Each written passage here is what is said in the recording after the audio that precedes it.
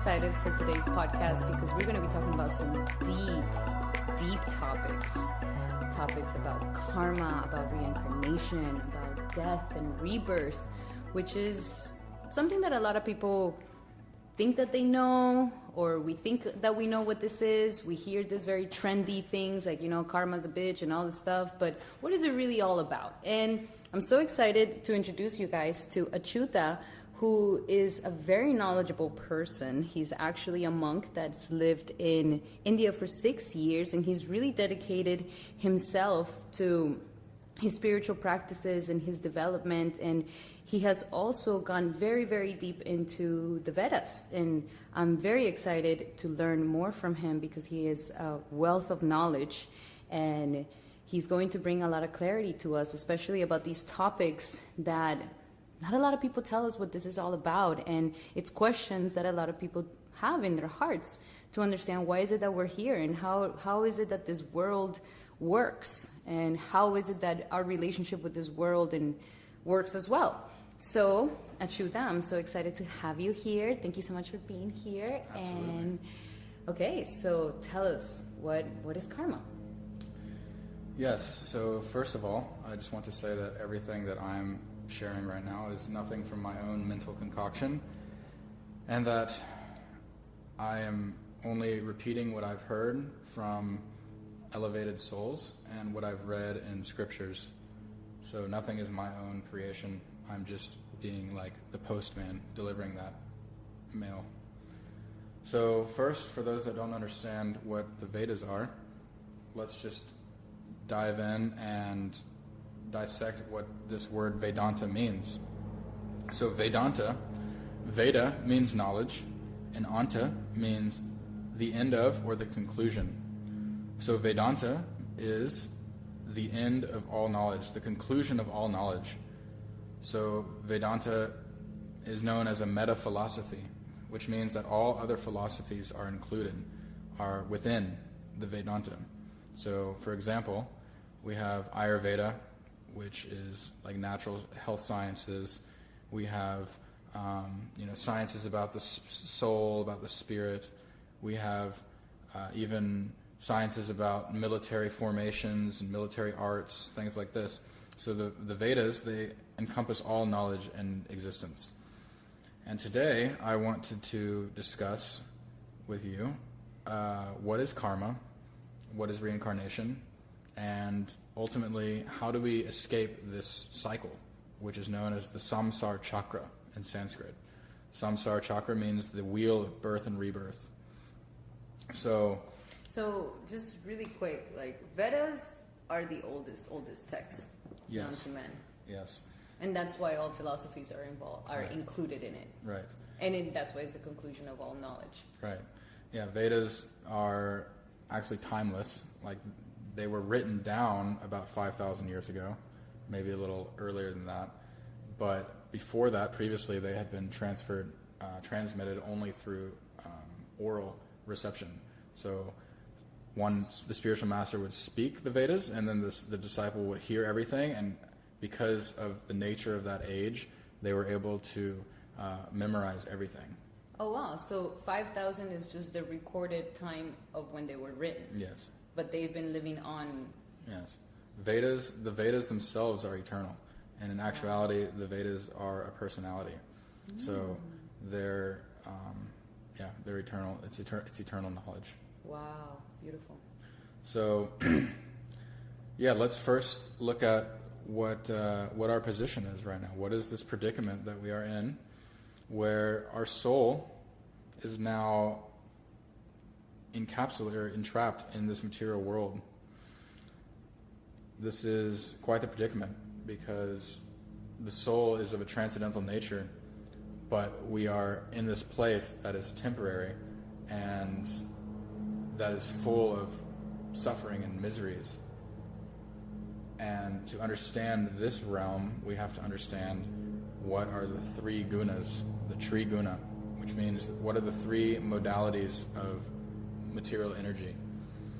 So first, on the lowest spectrum, is known as tamas, which is the mode of ignorance. And the mode of ignorance is represented by different activities, food categories, thoughts and patterns, etc. So everything in this material existence is composed of either one or multiple of these gunas. So, for example, eating meat, engaging in intoxication, criticizing, expressing anger, violence, like these kind of activities and emotions, they're in the category of tamas. And then we move up to rajas, which is the mode of passion. And this is like, this is like the energy of creation. So like cities are very passionate places. So this is a representation of passion. And then we have sattva gun, which is the mode of goodness. And a forest, like being in nature, is considered being like, it's very sattvic, very mode of goodness energy there. So like this, everything is categorized in these three things. And depending on the consciousness that someone may have, they are being affected by these gunas. So sattva creates balance, tamas brings destruction, and rajas is like the maintenance or the creation energy, which is also represented with Shiva being like, presiding deity of tamas, Brahma being the presiding deity of like creation. Is that rajas? Yeah, rajas. Okay. And then Vishnu being sattva gun, he's like maintaining everything. Like this is what sattva gun is. So it's pretty much the Trinity. Yeah. The Trinity energy. The Trinity is definitely present in the Vedas as well. What is the Holy Trinity? Well, like the whole. I mean, there's trinities in pretty much everything, but I know in Christianity and Catholicism is the Father, the Son, and the Holy Spirit. Mm-hmm.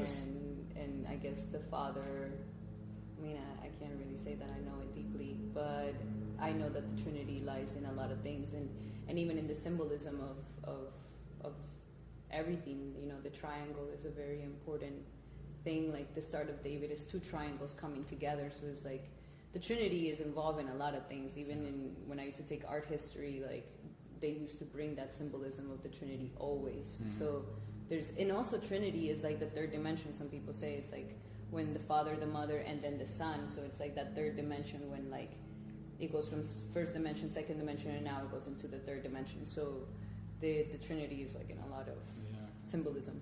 Yeah, it's definitely much present in the Vedas too. And it's like you have God, the devotee, and then the energy of devotion as well. Like the bhakta, the object of bhakti, and the bhakti shakti. So it's like this is also present there. Mm-hmm. So before we go into the discussion of karma, we should try to understand that we are not this body. This conception is very important to grasp because this is the very reason that we become entangled in the material energy, is this identification with the physical body and the subtle body. So there's two different bodies in actuality. There's the physical body, which is composed of material elements like earth, wind, fire, water, and ether. And then there's the subtle body, which is the mind, the intelligence, and the false ego. So these two distinct bodies, and then separate from both of those is the soul. And this is known as the Atma in Sanskrit. And the Atma is an atomic particle of spirit, which is situated in the heart chakra. And yeah, it's completely transcendental. It's known as Satchitananda, which means it's full of eternity, knowledge, and bliss. Sat means eternity, Chit means knowledge, and Ananda means bliss. So this is what our real nature is. This is who we really are. We are not, Bill from Wisconsin. We are eternal particles of spirit, which have the same quality as God, but quantitatively is different. Like if I were to take a spoonful of ocean water, the water in that spoon is the same quality as the ocean, but just in a very minute form, in a very small amount. So in the same way, God, he's the he's like the fire and we're the sparks, like that. So does that make sense? Yes, and it's so beautiful because, you know, there's so many things about really looking for fulfillment, that we're like in this predicament of wanting to look for fulfillment and feeling fulfilled, and so we get a lot of money, or we get a lot of fame, or we get a lot of status, and we fall into this illusion thinking that, like, oh, they're happy, they're joyful, and like now everybody knows, like, yeah, like being rich doesn't mean that you're fully happy, and people are starting to realize this. So it's like, it's searching of that Atma, like it's like we really are looking for that Atma that is going to fully fulfill us, because everything else is just, it's a trap. It's like, oh, I thought this was going to make me happy, and like, yeah, that's a theme I'm noticing as well in today's society, is more and more people are being impelled, you know, especially with this pandemic and the current state of the world, like people are running out of options. They're starting to understand, like, whoa, I really cannot become happy, and people are getting desperate. And that's why it's such a great opportunity to start, you know, sharing this knowledge and sharing this, you know, this wisdom from these beautiful scriptures, because it does give fulfillment. It gives real fulfillment of the soul, and there's nothing like that in this world. You cannot get that. Jeff Bezos, you know, any of these billionaire guys, they cannot have that unless they try to like develop that and like perceive these like higher truths. So it's becoming, society's getting tipped to the edge for sure. it's an exciting time. It is. It's an exciting time, and you know, interesting that you're mentioning all of that, because I believe in 2025 we're gonna have North Node conjuncting Neptune, and Neptune is a very spiritual planet. It's like actually that ocean, Neptune. So Neptune, the king of the ocean and all this stuff. But like the analogy that you gave about the ocean, and like you're a spoonful, like we're drops of in the ocean. So we're like interconnected, and this is what Neptune kind of represents, the spirituality, all these things. And North Node is going to be conjuncting Neptune in 2025, and I feel like that's going to be a super tipping point where a lot of the world is going to step into their spirituality even stronger. Yeah, that's going to be fun. Yeah, it's very interesting. It's very it's going to be a powerful time, definitely, because this is the greatest gift actually you can share with any human being, is like helping them on the path to like self-realization. Like this gives so much pleasure to the Lord. He loves every soul so much, but in reality, the living entities, they've turned their back away from God. Just look at how society is set up now. Everything is designed to forget about God. Absolutely. Movies, indulgence in food, like politics, sports. Where is God in that equation? So for us to turn back, it's called Bahir Mukh, means our face. Mukh means face, and Bahir means turning away. So like when the souls came in creation, we had that independent choice. Do I want to go into the realm of God and serve Him eternally there, or do I want to come to this Mayic world and try to enjoy, try to like become, you know, the controller here? And so that's the predicament we're in now, is we have turned our face away from God, and now we've misused our independence, and therefore we are in this material world. And that's interesting because it's the same story with the Genesis. The same story, which is you know, God was like, you're not going to touch from this tree. And we misused our independence, and we went and touched from the tree. And not only, you know, God gave us a chance to like redempt ourselves, and He's like, what did you do? And then Adam lied, and then he blamed someone else, which is another thing that we constantly, it wasn't my fault, it was her. You know, and this is the whole thing. We got casted out of paradise, out of the Garden of Eden, and so it's like the same thing. We turned our back to God, and we misused our independence. Yeah, and it's not even that we misused, but we're still misusing. Yeah. At every moment, like the jiva. So a little bit more in depth here, but there's 3 shaktis. There's 3 energies of God. One is called the Bahiranga Shakti, one is called the Antaranga Shakti, and the other one is the Tatastha Shakti. So the Bahiranga Shakti is the external energy, like what creates this world, what this world is composed of.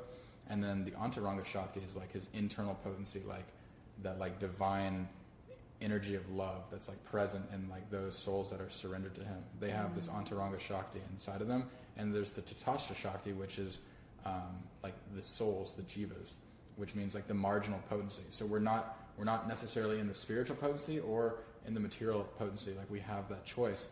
So it's not that we like, you know, at the beginning of time we misused our independence. Oh, well, I misused my independence, so therefore like I'm just going to enjoy. Like it's not like that. No. At every moment, we're making a conscious decision to turn towards God or away from him. So just saying, like, it's not some path. It is a historical event that happened, but it's not like a cop. We can't use that as a cop-out. Yeah, absolutely. You know? Like, we have that. Right now, I can make that decision and change the absolute trajectory of my life. Absolutely. So that's our position. That's the situation we're in. And it's described in the scriptures how there's 8,400,000 varieties of life in the universe. Like a certain amount of humanoid species, a certain amount of insects, aquatics, like etc. Not even just on this planet, but in the entire universe. And so Srila Bhaktivinoda Thakur, one of our great ascended masters, he has mercifully put these 5 categories. He's put the living entities into 5 categories. So I just want to look at those real quick and describe, you know, where you might fit in or where we're fitting in. So the first one is called Achadita Chetana, which means covered consciousness. So this is like the mineral kingdom, the plant kingdom, like stones, etc., like that. And their consciousness is completely covered by the material energy. They cannot have any sort of thoughts, even practical, like no rational thoughts, no, you know, being able to see in the future, no real like desires, like very, very covered consciousness, like trees and plants, etc. They can feel things, but that's about it. Yeah, they can be affected by frequencies, but that's about it. Yeah, and you can kind of like see, like, you know, emotions. They can have like feelings as well, like if they like or dislike something, you know. But and it's also in that category is that they can't take any action. Yeah, they can't take any action. A tree or plant, like the only thing a blade of grass can do is grow towards the sun. Like that's it. Like that's the blade of grass's dharma. That's all he has to do. You know, very simple life. And then the Sankuchita Chetana, which is the next, is the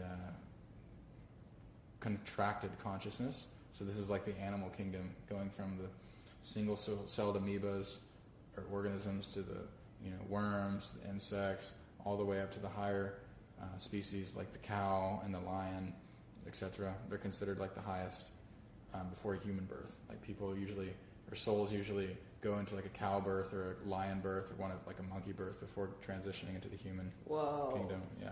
Before going into human, before going into human form and they're in the animal kingdom, they usually will reincarnate as a cow. Yeah. Like can we just have a moment to think how we're treating our cows? Before about to come out. Right? Exactly. That's why it's such an abomination, because these souls are like practically there into getting this rare birth as a human, and you know, society is just murdering these amazing creatures by the billions yearly. I mean, it's a huge tragedy. And on the top of a karma, like karma is not bound to like some individual karma as well. There's collective karma. Yeah. And so when we have these mega slaughterhouses killing all these cows, you know, that's affecting the mass level of karma. Absolutely. That's why society looks the way it is. Yeah. That's why America is about to go down the toilet, because they won't stop. And how they're saying like for example, the greenhouse gases is not even from the cars, it's more from the way that we raise in our agriculture. Yeah. And how we're dirtying the water, and how the resources of food, and like, you know, most of the corn that we're growing in the middle of the U.S. is just to feed cattle. It's not even to feed ourselves. Mm-hmm. So then that we can just like kill them. Yeah. it's complete insanity. It's a little bit backwards. Yeah. And even, I mean, in the scriptures it's described how like in the body of the cow all the demigods are present.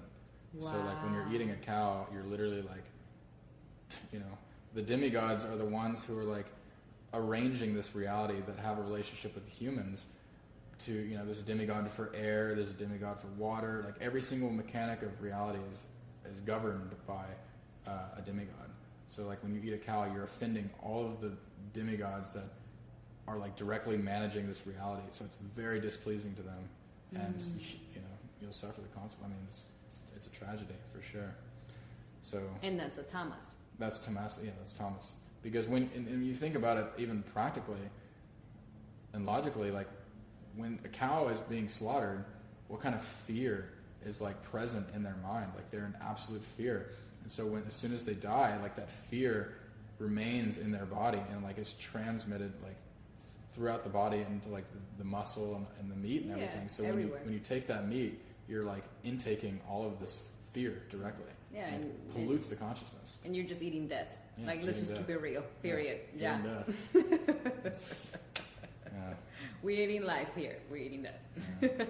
So that's the second. That's the second one. Mm-hmm. And so the animals, like they can have rational thoughts. They can, see into the future slightly. Things like this, like the story that I was mentioning about how we were in India.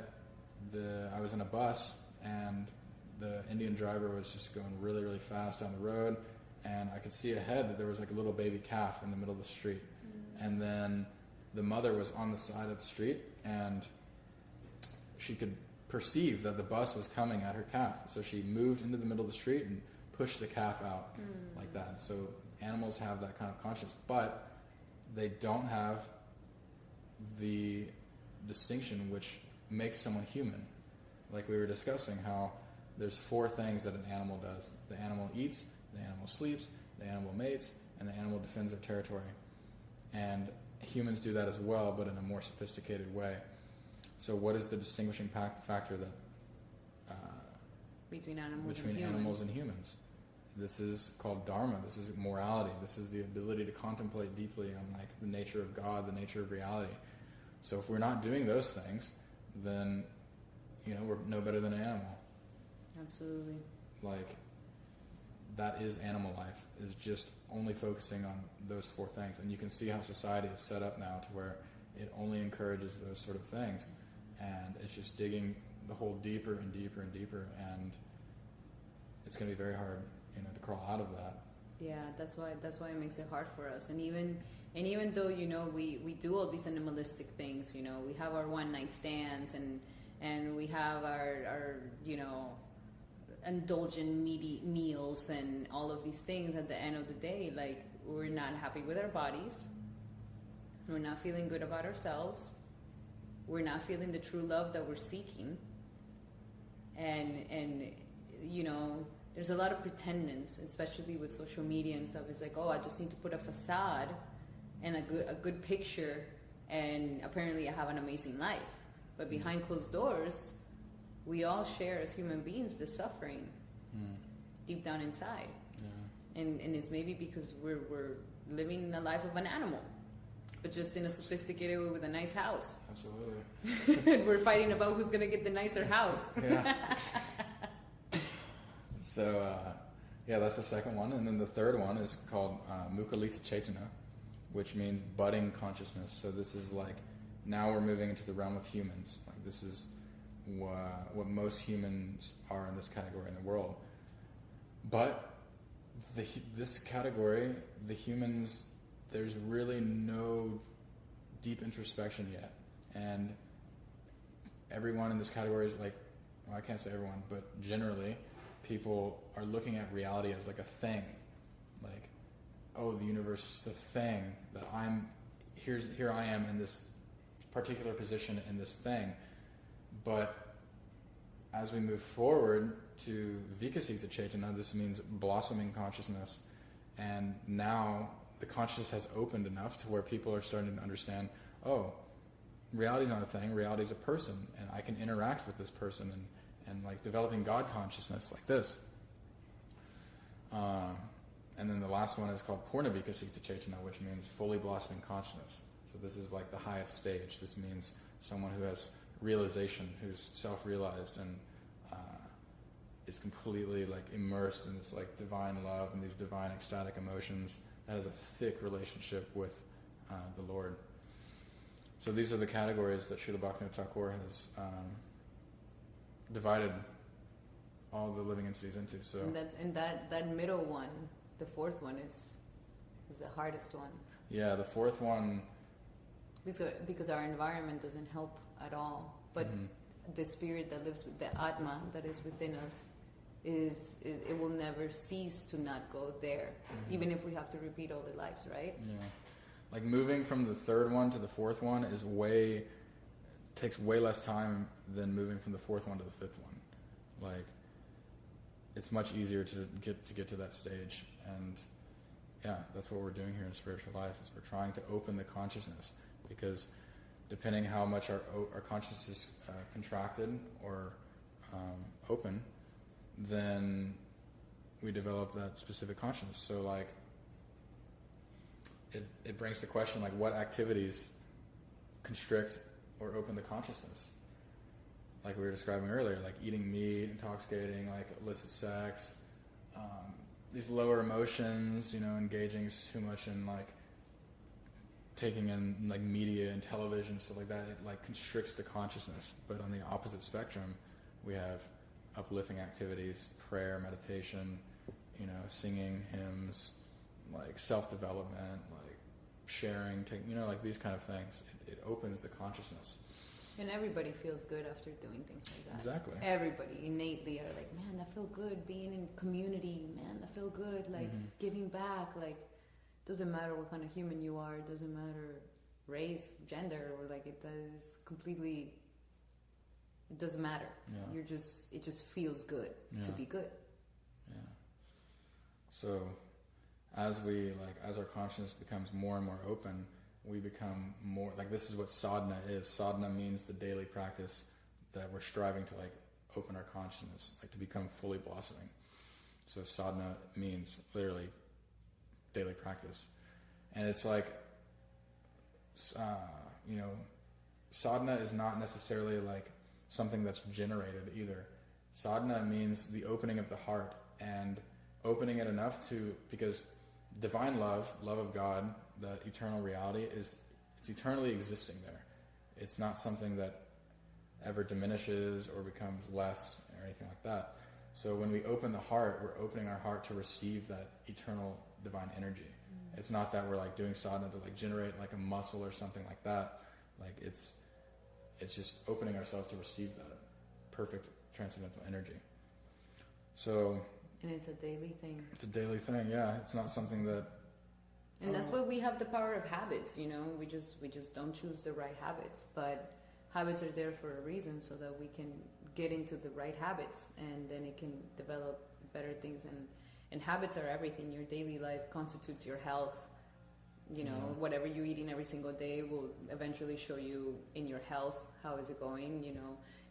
Even your thoughts, like what are you consuming mentally and emotionally, like on a daily basis?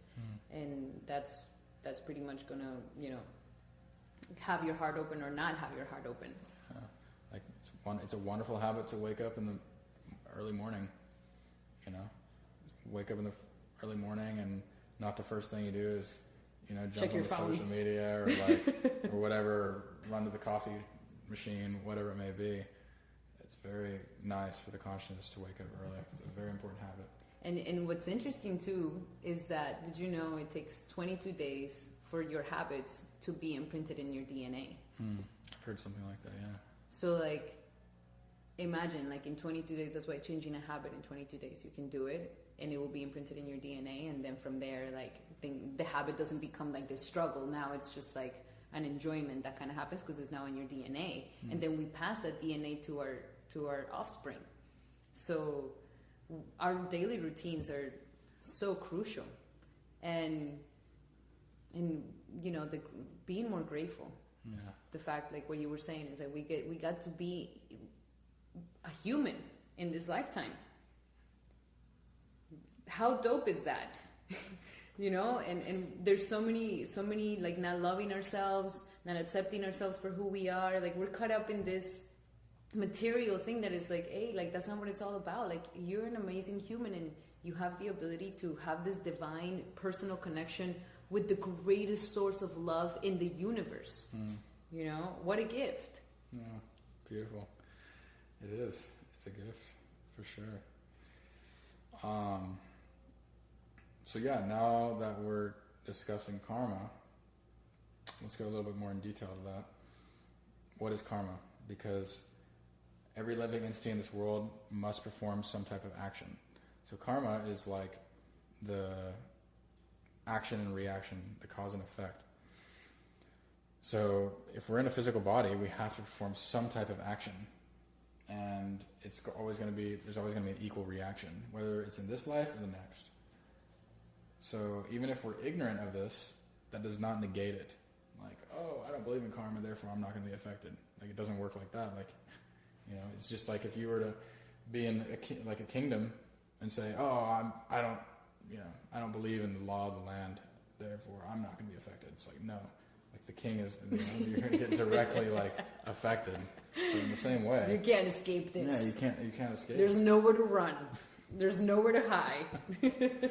But it's like it's not even it doesn't have to come from a place of like fear also, where it's like, oh, I have to act good, otherwise like that conscience should be there, but we can use karma as a mechanism to like uplift us and like become free from this material world. Nice. So it's the tool left for us to work it. It's a powerful tool, absolutely. And in the Bhagavad Gita, Krishna says, Nahi kashikshanamapi jatu tishtatya karmakrit karyate hi ashva karma sarva prakriti jair gune. Means everyone is forced to act helplessly according to the qualities he has acquired from the modes of material nature. Therefore, no one can refrain from doing something, not even for a moment. So, like we were discussing, how it's literally impossible to not create karma. Even like the Tyagis, the renunciates that live in caves that don't do anything except for like breathing air, hardly ever eat or drink. Like that's still creating karma. That's a neglect of duty. So, it's inescapable. You have to, if you're in this world, you have to. It's what comes with it. Yeah, and this is what we're talking about, the samsara chakra. So karma, every action we do, it's accumulated in the subtle body, which we described earlier, lifetime after lifetime, and this is carried.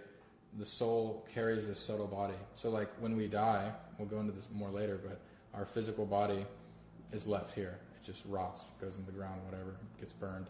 Our subtle body goes with the soul to the next life, with carrying all the impressions that we accumulated from this life. So karma is stored there, and every action we take is like sowing a seed in the soil. It's not going to fructify immediately, but it will eventually. It's an incredible accounting system. Yeah. And in astrology you also find that, you also see that, like I can tell what you're carrying from your past life, and the actions, the intelligence, the subtle body that is carried on, and it manifests again in another material thing. And I've never in my life had anybody that did not feel related to it. I'll tell them, like, you've come from a past life that has these tendencies, these energies, you mastered these things, this is like what you're carrying on, and they almost usually tell me, but that's who I am right now. So like it's in there. Yeah. I mean, we're meant to go to the other side to like develop ourselves more and more and more and more, but I can see how that gets carried on. That's not something that can be destroyed. Right. Well, actually it can. Like, okay. This is the beauty of Bhakti Yoga, is it's described how through the process of Bhakti Yoga, the subtle body actually dissolves and the impressions are wiped clean. And then the analogy is given that, like, if you're on the beach and then you see everyone's footprints and everything like that, as soon as the wave comes and washes over, it wipes all those impressions clean. So in the same way, like when we do Bhakti Yoga, the wave of divine transcendental love washes over our subtle body and dissolves it completely. So when you say dissolves it, like it like is gone? All the impressions are gone. The impressions or the subtle body? The subtle body, ultimately the subtle body will be dissolved, because we can't bring, the subtle body is still a material energy, so it has no place in the transcendental world. So the subtle body is still like something it's material. It's a material, yeah, it's a subtle material energy. So like in the eternal, realm, the subtle body cannot go there. So before you enter into the spiritual world, the subtle body must be dissolved. So like gradually, first the mind dissolves, the mind is doing this thing called the vikalpa and sankalpa, accepting and rejecting according to whatever impressions we have in our lives. So the mind is dealing with like desires and stuff like that. I don't like. Yeah, like that's... Like when you press the like button and then you don't like it. Yeah, that's the mind doing that function. And the mind is liking and disliking something according to the impressions that are stored in the intelligence or in the subtle body. So, like, for example, I may see someone carrying like a gun around, and I have some impressions from either this life or previous life where I don't like guns. So then what happens is my intelligence will dig into the subtle body and pull up the samskars, those impressions that are making me not like that gun, and then my mind will reject that gun and say, oh, I don't like the gun, and like reject it like that. So It's all happening in like real time, how the intelligence is like kind of like, bringing these impressions to the surface. So after the intelligence is dissolved, then the ahankar, which is like the real thick like bodily identification of this material world, dissolves. But dissolving the ahankar takes a lot of time, and it's very difficult. Is the ankar the ego? Ahankar, yeah, the false ego. So like everything we were talking about, I am human, I am a doctor, I am a healer, I am a dentist, whatever it may be. Like this is all manifestations of ahankar. So yeah, it's not that doesn't go into the spiritual world. So then, we were discussing 4 types of karma. So there's many types of karma. There's more than just 4 actually. There's like akarma, vikarma, etc. We won't go into those too much, but these 4 are the manifestations of the karma. What am I tasting? What am I experiencing? So the first one is prarabdha karma. Prarabdha karma, which means the karma that I'm experiencing in this lifetime. So my body, my family, my friends, everything like this, all my possessions, like this is prarabdha karma. This is what the manifestation of that. And then we have the aparabdha karma, which is like the unmanifest karma, which will be experienced in a future lifetime. And then we have the kutashta karma, which is like a very, very subtle form of karma, which is coming from a bij karma or a fallen mukha karma. And this means that it's like the analogy is given of like a disease which is latent in the body, which the symptoms haven't started manifesting, but the disease is present there. So in the same way, the karma hasn't started manifesting yet, but it's still present in the subtle body. It just can't be perceived. So like that, this is like how the manifestations of karma are coming to us. And like we were saying also, is that through the practice of like, deep spiritual practice and a daily sadhana, one can come to the stage of being able to peer and reflect like inside of the consciousness and see all of the different bij karmas in a latent state, in a dormant state, and they can understand. And what's a bij karma? Bij karma is like the seed, like and also a very subtle form of karma. Like I was saying earlier, every activity we do is planting a seed in soil. So if I stand up and go grab some water, like that's planting a bij karma. Like a bij karma will come out of that. Through our actions. Through our actions, yeah. Even thinking. Yeah, even thinking. Yeah, definitely. And speaking and everything. Everything. Yeah. So but we're not. It's impossible to comprehend that. The inner workings of karma is very different. I mean, you can't comprehend that. It's just too much for the mind to understand. The ego's like, forget that. Yeah. Keep watching TV. Like that's the Paramatma's job. Like we were talking about the Atma, which is the soul, and then the Paramatma, which is like the super soul, which is situated in the heart chakra next to the Atma. So the Paramatma is literally like observing and dictating all the karmas of every living entity in existence. Like he is the one. And that's inside ourselves? Yeah, the Paramatma. He's the one that is like making sure it's all going accordingly, like all unfolding properly. So can you imagine how kind of act like... We're fascinating. Yeah. I mean, imagine having to do that. Like every soul in existence, you're managing their karma. Okay, this, like it's only God can do that. Only God can do that. And Paramatma is a manifestation of God. There's three realizations. And you said it's next to the heart? Mm-hmm. And the Paramatma goes with the Atma from body to body as well. Oh. So there's different realizations of God. Like there's the verse Vedanti tat tattva vidas tattvam yaj ganam advayam ganam brahmati paramatmati bhagavan iti shabdite. So this is interesting. For someone who is practicing like impersonal realization, like they'll realize God as like this homogeneous white light, like this omnipresent white light. Like this is they call the Brahman effulgence. So this is like the aura of God. So when someone's practicing, they realize that, it's a very powerful, very high level of realization. Like you don't just magically snap your fingers and get that through any practice. Like it takes years and years and years to come to that stage. And then like you have the mystic yogis who do Ashtanga yoga and all these mystic yogas, and they ultimately, their destination is to realize Paramatma, which is the super soul. So they can directly perceive Paramatma.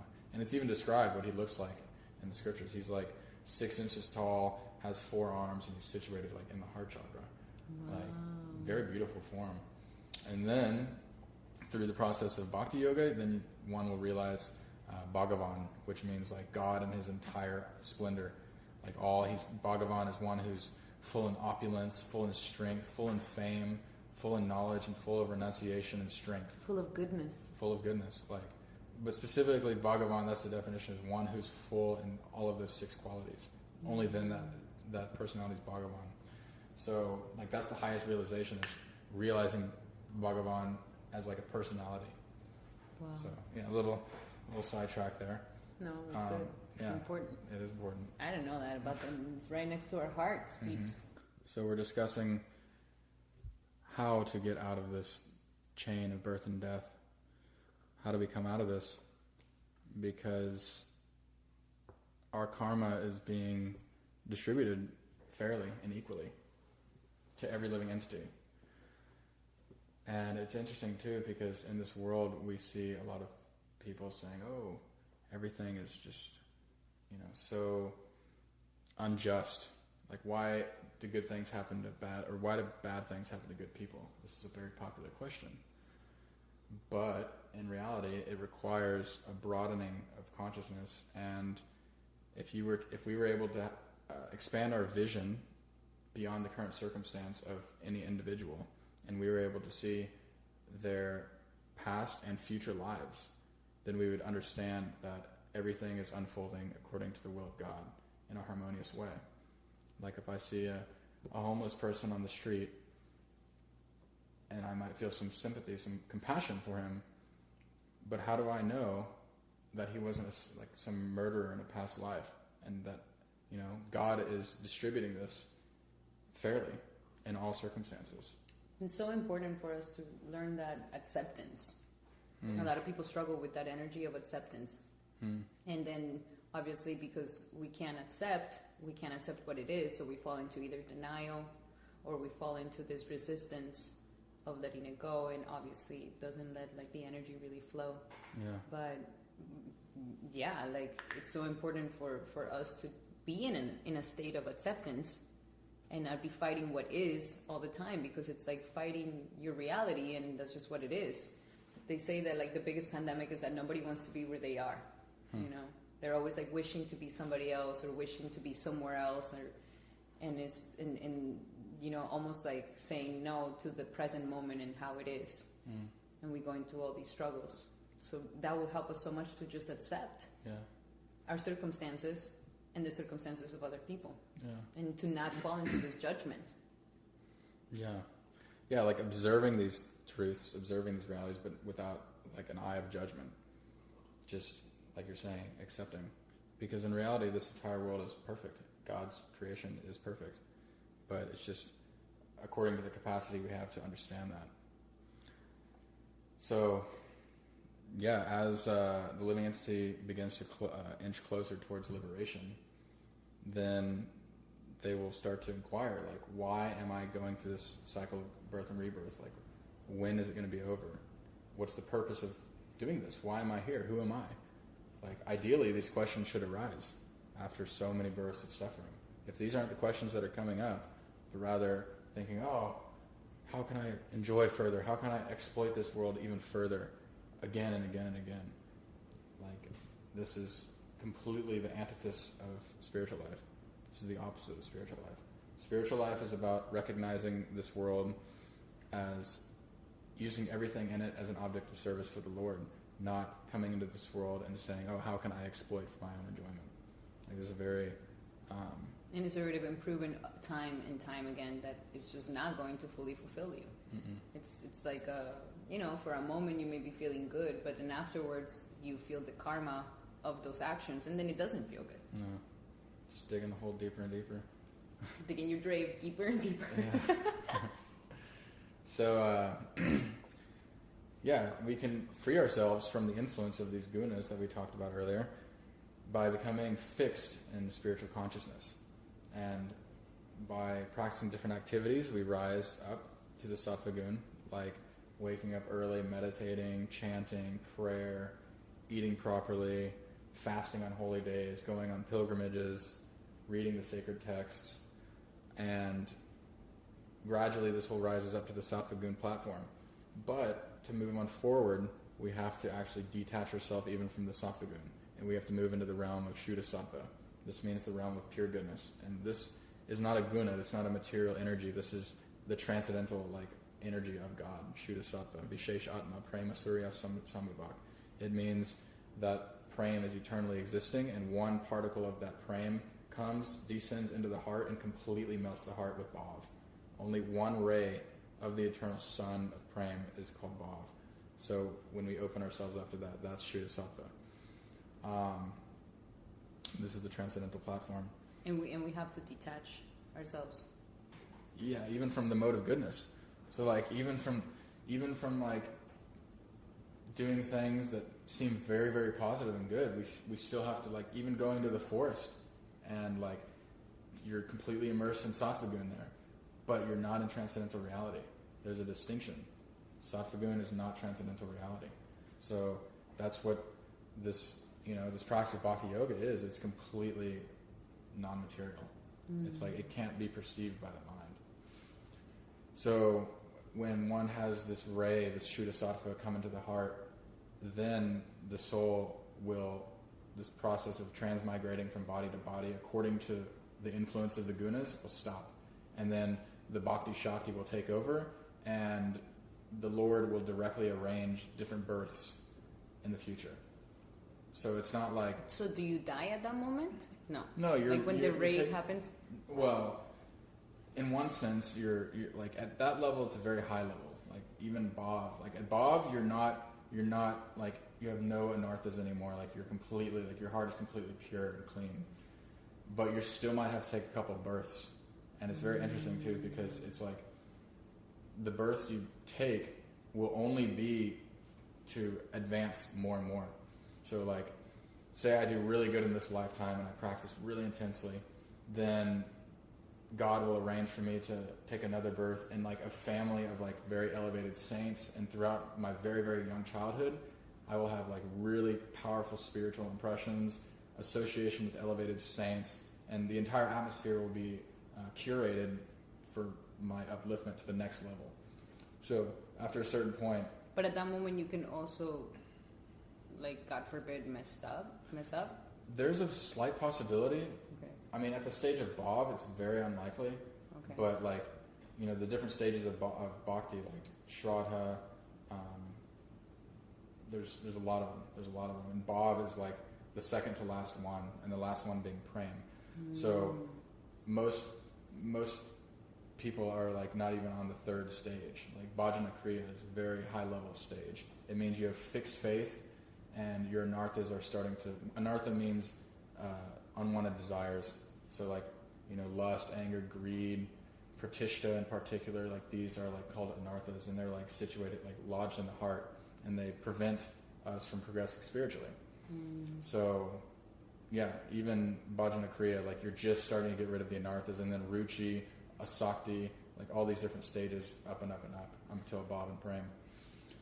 So everything will be arranged for you to take a really nice birth, and it just kind of smooth sailing at that point. Once we get rid of these very low tendencies, low anarthas, like that. And that's what Bhakti Yoga is activities that are being performed from the platform of selflessness. Like activities performed from the platform of ego will only bind us further in this world, and that which is selfless will liberate us, like that. And it's not that we necessarily have to renounce our activities and desires and everything like that, like the Buddhists say, oh, you have to have no desires. Because in reality, if you're in this world, it's not possible to have no desires. You're always going to have desires. Even the desire of not having desires is a desire. Exactly. Like you can't get rid of that. So instead of us trying to get rid of those, we use those desires and we use the activities as a means to serve. For example, I like to cook. And if I'm practicing spiritual life, I'm going through this process of Bhakti Yoga, I don't give up cooking. I just cook for the Lord and His devotees, like that. Or whatever activity it may be, gardening or singing, whatever it may be. So, and when we dovetail that with the desire of the Lord, then it becomes our instrument of liberation. Wow. And that's when, it makes me think a little bit of Juan Sebastian Bach, which was like, I don't know how deep his spirituality was, but he did make a lot of music for the church. And he, because everything that he was making, all his work of art and all his music and compositions were for the church and for the Lord, this guy created he pretty much was the creator of the music system that we know right now. Like he just went to a whole other level where he was able to even make it more sophisticated, the way that we read music and the music sheets and everything. It was because of him. And he was known for creating polyphony. So like he'll play the organ and he'll have like polyphony is many voices at once having different melodies at once, but they all are harmonious at the same time. And he will have like 40 to 50 harmonies going on at the same time, played only by him. And he was able to maintain this in his brain, and everything was obviously for the devotion of God. And pretty much when he died, the Baroque era died with him, and he was like the guy who created pretty much all the music. Like he's like top grandpa of music. So it's interesting, because if we were to actually use all our gifts and put it into devotion of God, like we will actually get to a whole other level in our art crafts, in our crafts and everything, that it will just take us to a whole other spectrum of life, like things that we wouldn't even think that we could even create. Absolutely, because God is the source of all qualities and all inspiration. So opening ourselves up for that inspiration to come into us, and Him using us as a conduit, like the most creative and intelligent personality in existence is flowing through us now, so therefore it's going to be reflected in our art or music or whatever it may be. Wow. Like completely, without any human intellect. If someone can get to that stage of purity and allow that to happen, then whatever, it's like limitless. Yeah, it's limitless. Whatever material conditioning there's going to be, it's not going to be there. Wow. So, yeah, very, very important that we try to dovetail that. And then, so as one progresses further and further, and is starting to go into this practice more deeply, then they take shelter of like a bona fide ascended master, someone who's realized these things, someone who's even descended from the spiritual world just to uplift the souls of this world and bring them closer to God.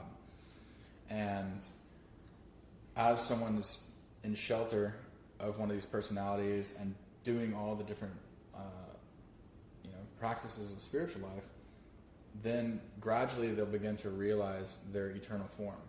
And this is very interesting, because to really escape this cycle of samsara, we have to come to the stage of realizing our eternal form. And every soul in existence has a unique form. This is called the swarup, or the siddha deha. And so, I'm looking at you, your physical body, and even your mental body can be perceived to some extent, but the soul has a form, the soul has an eternal characteristics, eternal qualities. And they're all unique to each person. And they're all unique. Every soul in existence is unique to every soul is unique. And so, like, the process of Bhakti Yoga is coming to that and realizing what our eternal form is and how we serve in that eternal realm. So, and this eternal form has a form? Yes. It's not just a ball of light or something like that, like what people perceive the soul. It's just like this luminous, body of light. Like it has an actual form, just like a female, male form. Female or male form, like specific clothing, specific qualities, wow. specific services.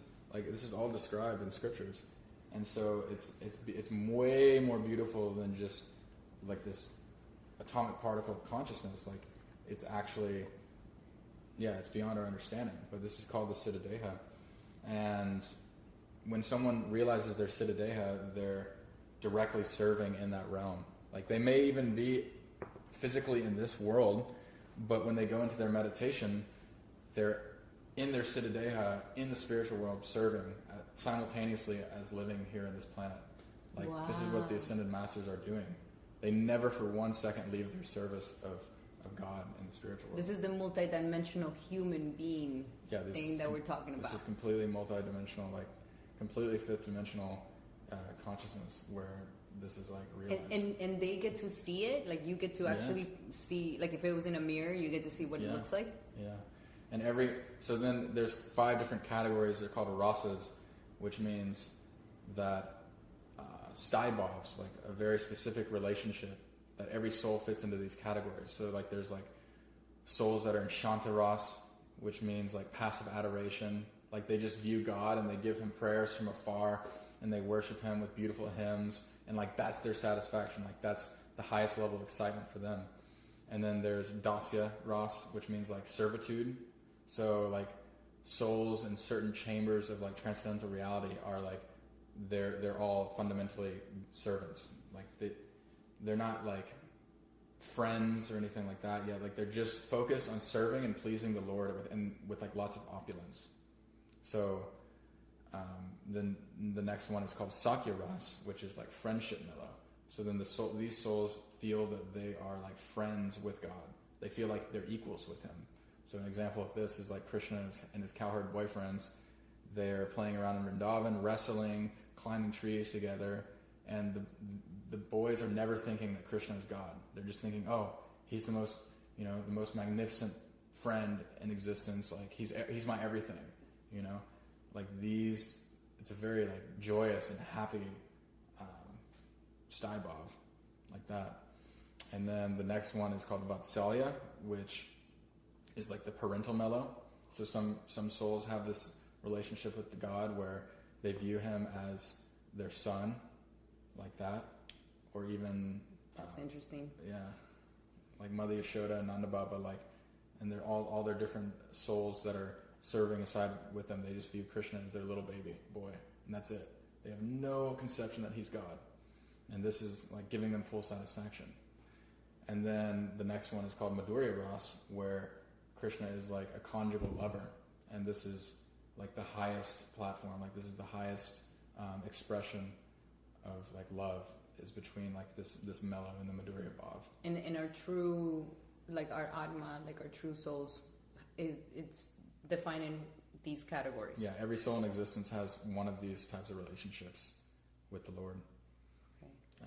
And you will discover that, and then you keep cultivating that relationship. Yes, like so through our practice, our daily sadhana, we're cultivating a specific type of relationship. Like whatever we feel most attracted to.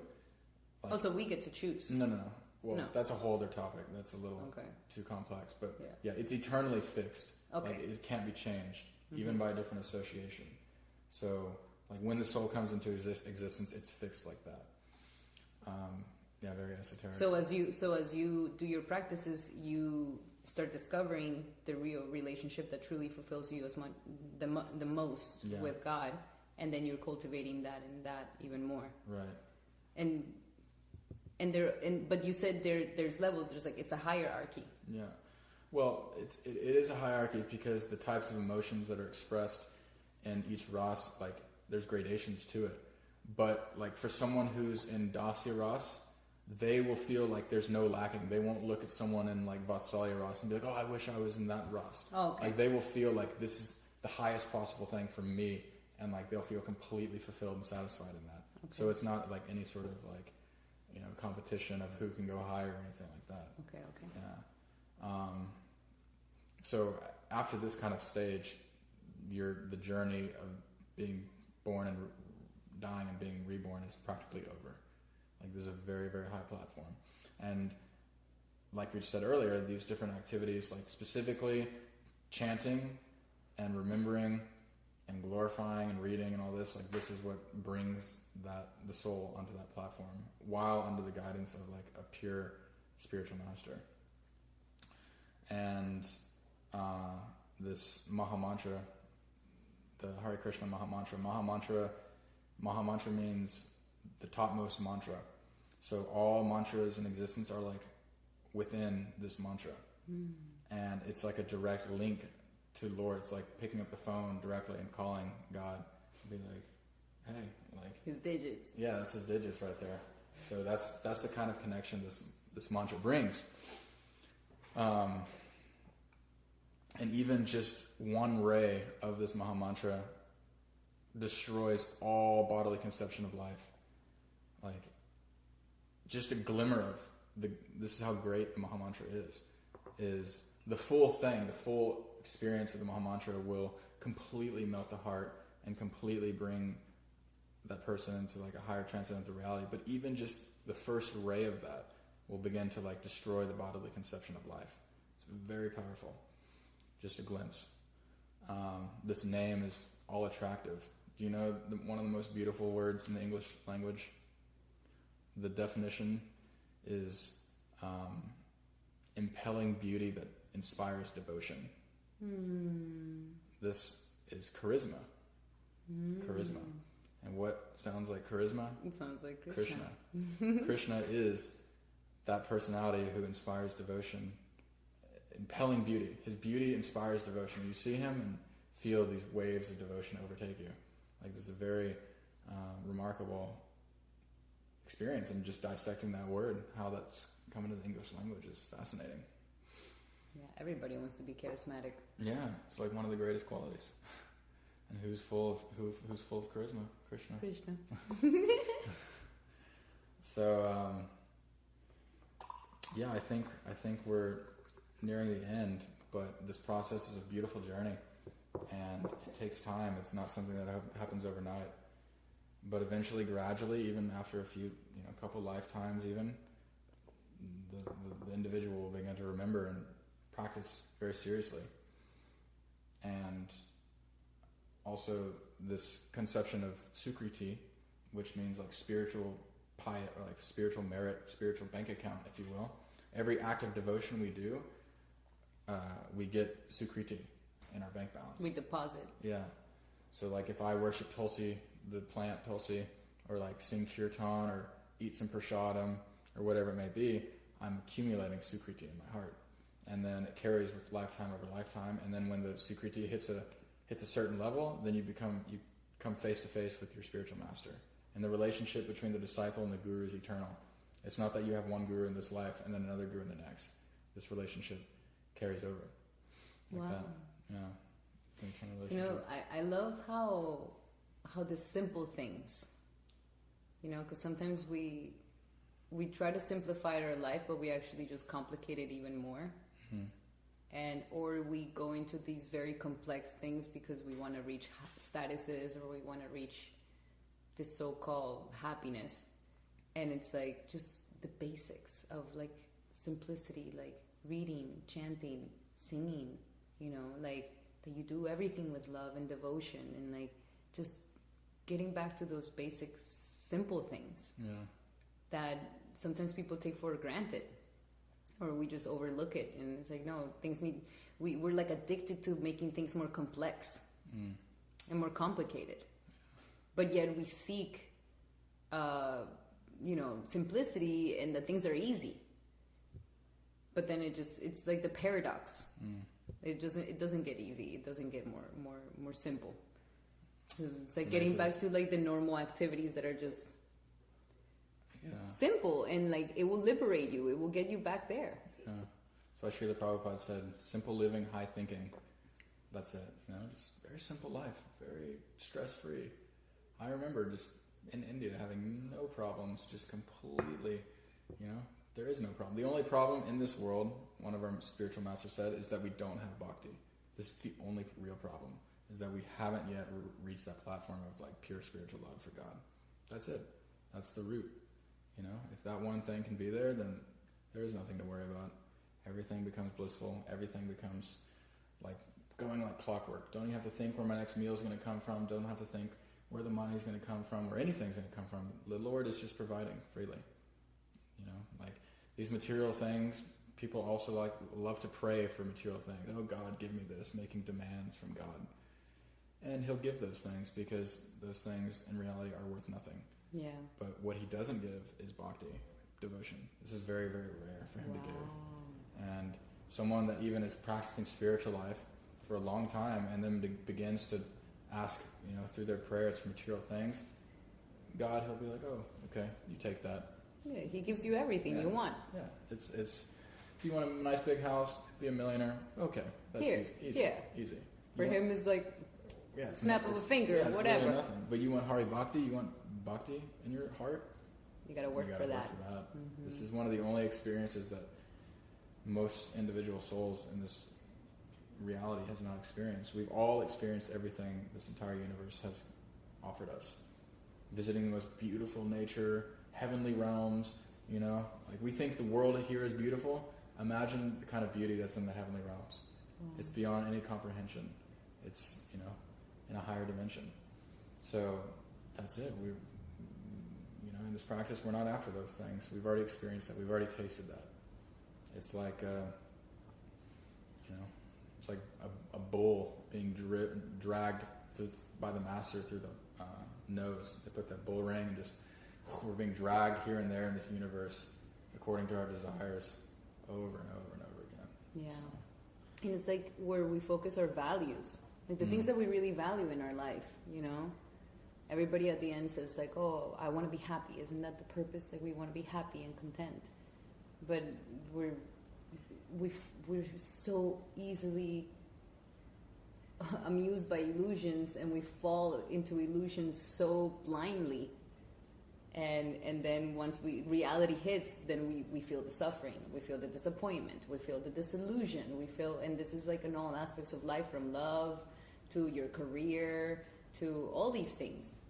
And we just keep at it, and we keep at it, and it's the cultivation, like how, if we were to just switch our values, and we were to be valuing more of like creating this bhakti inside of us, because that's where we're really going to find that full fulfillment that we really are seeking. Yeah. Well, society doesn't encourage that. So no. It's like society encourages us to look at other things to have value. There's no guides. No. We're being heard the wrong way, people. Yeah. So yeah, any last thoughts? I think this is really nice. So no, I guess not. Like, I guess everything needs to be integrated now. Yeah. Yeah, well, I mean, anyone listening, sit down and chant the Maha Mantra for 30 minutes straight with your eyes closed and see what happens. You'll have an experience that you've never thought possible. Well, it is. Some people may have a very difficult time doing that, but if you can and really focus for some time, you will definitely feel the effects. And this is the first step. Yeah, keeping it. It's very doable for everybody. Yeah. You don't have to be a rocket scientist or have a master's degree or a PhD or be somebody to experience this. Or we can even all experience it. Yeah, or even go to like a bunch of yoga and like spend years learning how to do hatha yoga. Like this is another advantage, is like bhakti yoga is incredibly easy and anyone can do it. It doesn't require like complex gymnastic exercises or anything like that. Like anyone can do it at any age, in any kind of state of mind. Like that's the beauty of it. It's beyond simple, and it was designed like that, so that we can all use it. Mm-hmm. Absolutely. I love it. Well, thank you so much for sharing so many beautiful things with us. And guys, if you have any questions, maybe they can reach out, maybe email you. Yeah, hit you up and well, put in my down contact. in the information of this audio, you can find out the links and the stuff, so that you guys, if you guys have any questions or would like to understand more, if you guys would like to maybe get your own book and start getting your own practices, like we can definitely, support you on that. We want to support everybody to be able to start developing some bhakti in their life. And yes, and also leave your comments. Maybe if you guys have any questions, or if you guys would like to talk about any super deep topics, we can definitely start making some episodes on those things as well. We're super open to all of it. If there's any questions, then we can dive into